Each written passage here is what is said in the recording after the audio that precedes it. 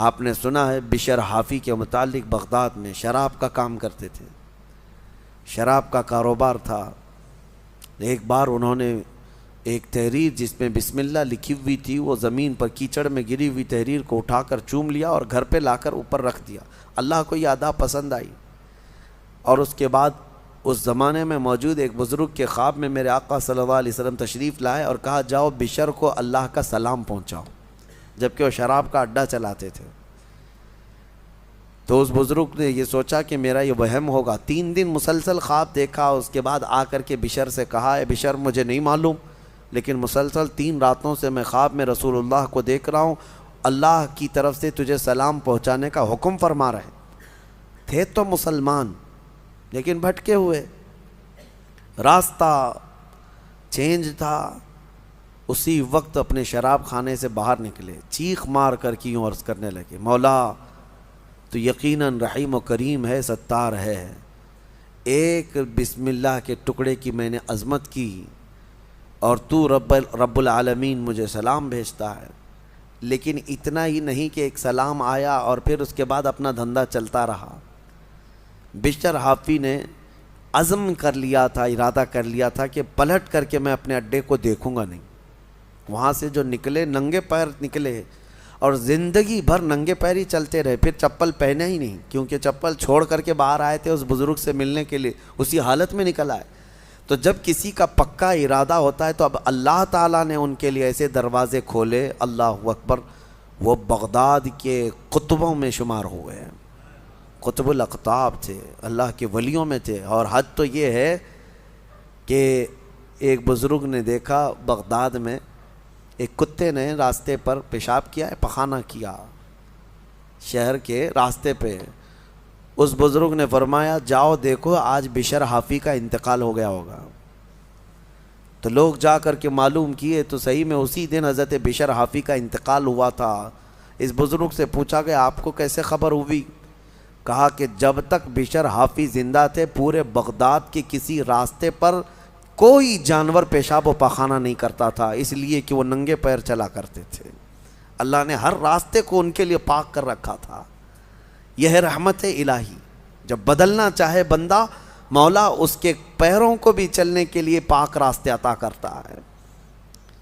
میرے عزیزو، اسی لیے اعلیٰ حضرت نے ترجمہ بھی کیا کیا اہدنا الصراط المستقیم کا، کیا اللہ تو سیدھا راستہ دکھا نہیں چلا، کیونکہ اب میں چلنے کی کوشش کر رہا ہوں، میں آ گیا ہوں، نماز میں آیا ہوں، یہ سیدھا راستہ ہی تو ہے، لیکن اب آگے اے مولا تو چلا۔ جس کی بھی یہ دعا قبول ہوئی مولا کریم اس کو آخری سانس تک ہدایت پر رکھے گا، چلائے گا۔ لیکن میرے عزیزو بنیاد یہی ہے، قرآن کی یہ آیت ہمیں بتاتی ہے تمہاری طرف سے شروعات ہو، پھر اللہ کریم کی طرف سے رحمتیں کھل جائیں گی۔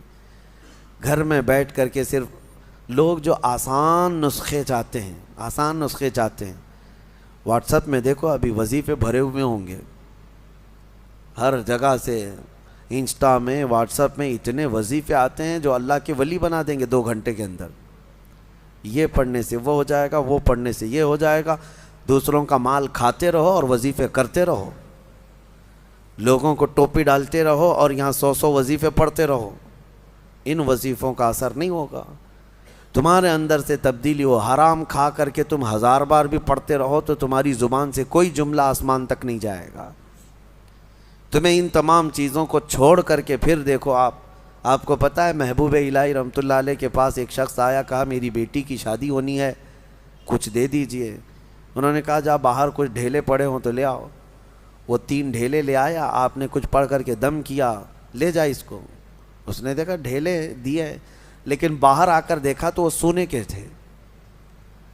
اس کو لے جا کر کے اس نے اپنی بیٹیوں کی شادی کی، کافی قیمت والے تھے اس وقت سونے کے ڈھیلے، لیکن محبوب الہی نے 3 بار قل هو اللہ احد ہی پڑھا تھا، بس صرف 3 بار قل هو اللہ احد کا سورہ پڑھ کر کے دم کر کے دے دیا تھا، لے گا جاؤ۔ اب اس نے بیٹیوں کی شادی تو کی، لیکن نسخہ تو ہاتھ میں آ گیا تھا نا، گھر میں بہت سارے ڈھیلے جمع کر لیا، بہت سارے پتھر اور اینٹ بھی لا کر کے بیٹھا اور رات میں قل هو اللہ احد پڑھنے لگ گیا۔ 3 بار تو چھوڑو 100 بار ہو گئے، آنکھ کھول کھول کر کے دیکھتا تھا، وہ ڈھیلا ڈھیلا ہی تھا، بدلتا ہی نہیں تھا۔ 1000 بار ہو گیا سورہ اخلاص، 1000 بار کے بعد بھی وہ ڈھیلے ویسے ہی رہے۔ وہ دوسرے دن اٹھ کر کے آیا، سوچا کہ پتہ نہیں اور کیا پڑھے تھے، پوچھا محبوب الہی سے کہ آپ کیا پڑھ کر کے مجھے دیے تھے؟ کہا 3 بار قل هو اللہ احد کا سورہ پڑھ کے دیا تھا۔ کہا میں 1000 بار پڑھا، ابھی بھی ڈھیلا ہی ہے۔ تب آپ نے فرمایا تھا تیری زبان اور ہے، میری زبان اور ہے۔ اللہ کریم اس کے ان بندوں کی ہر بات کی لاج رکھتا ہے جو اس کے لیے بدل جاتے ہیں، اس کے لیے چھوڑ دیتے ہیں ہر چیزیں۔ یقیناً آج آپ کے لیے بھی بہت ساری ہیں دعائیں، آپ کی مستجاب ہوں گی، اللہ آپ کی زبان میں اثر عطا کرے گا۔ اس کے لیے کچھ چیزیں چھوڑنے کی کوشش کرو، اس کے لیے کچھ نہیں بلکہ بہت ساری چیزیں چھوڑنا ہے۔ حرام چھوڑنا، میں آپ کو بتاؤں، یہ تو مسلمان کے لیے فرض ہے۔ بعض لوگ یہ کہتے ہیں میں شراب نہیں پیتا، پرہیزگار آدمی ہے، چوری نہیں کرتا، پرہیزگار آدمی ہے، جوا نہیں کھیلتا، پرہیزگار آدمی ہے۔ نہیں، شراب نہیں پیتا، جوا نہیں کھیلتا، چوری نہیں کرتا، پرہیزگار نہیں، مسلمان ہے بس، مسلمان ہے بس۔ شک کی چیزوں سے بھی بچتا ہے تب پرہیزگار ہے، حرام چیزوں سے بچتا ہے تو مسلمان ہے۔ مسلمان کے لیے اتنا تو کرنا ہی ہے۔ جو شک والی چیزیں ہیں ان سے بھی بچتا ہے تب وہ اتقیاء میں ہے، پرہیزگاروں میں ہے۔ بہرحال اللہ کریم ہمیں خود کو بدلنے کی توفیق عطا فرمائے۔ آج پوری امت کے لیے یہ چیز ہے، پوری امت کے لیے۔ کاش ہمارا یہ پیغام ہر نوجوان تک پہنچے، جو شب قدر میں اور جمعہ کی بھیڑ میں اور نہ جانے کتنی راتوں اللہ کی بارگاہ میں دعا کرتے رہتے ہیں، اے اللہ امت پر رحم فرما دے۔ ٹھیک ہے، دعا ہونی چاہیے، لیکن کیا صرف اور صرف ہم دعا کرتے رہیں اور اپنے آپ کو کبھی نہ بدلیں؟ کبھی نہ بدلیں؟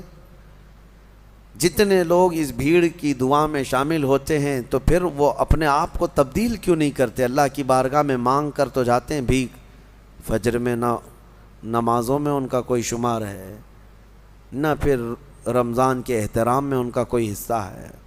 مجھے یہ بتاؤ، شوق سے ویڈیو ادھر سے ادھر پھیلاتے رہتے ہیں، ایک ویڈیو پتہ نہیں کتنا سرکولیٹ ہوتی ہے۔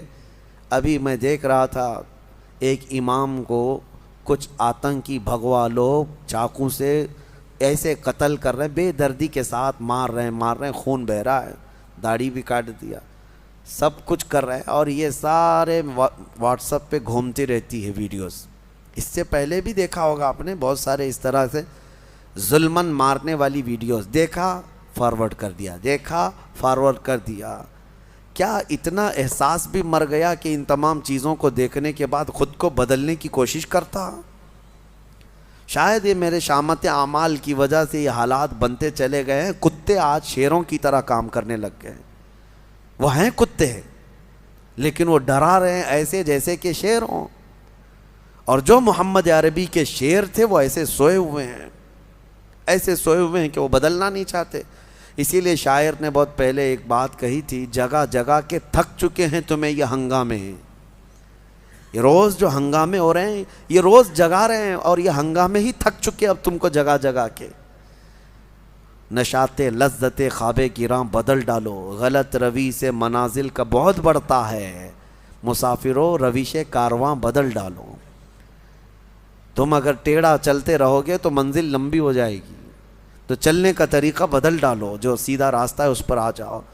کیا اس بات پہ حیرت نہیں ہوتی ہماری بچیوں کی عزت لوٹ لی جاتی، ہماری خانقاہیں برباد ہوئیں، مسجدوں کو توڑ کر کے مسمار کر دیا گیا، لوگ خوشی سے وائرل کر رہے ہیں۔ چند دنوں پہلے لوگ ایک ویڈیو پھیلا رہے تھے کہ ماہم درگاہ کے پیچھے ایک چلہ تھا، اس کو بلڈوزر سے تہس نہس کر دیا گیا، فلاں کی وجہ سے ہوا، فلاں کی وجہ سے ہوا۔ ارے لاکھوں مسلمان، تم ویڈیو فارورڈ کرنے کی ڈیوٹی تمہیں ملی ہوئی ہے، احساس تک نہیں ہوتا تمہارے شعار اسلام کس طرح سے ایک کے بعد دیگرے ختم کیے جا رہے ہیں۔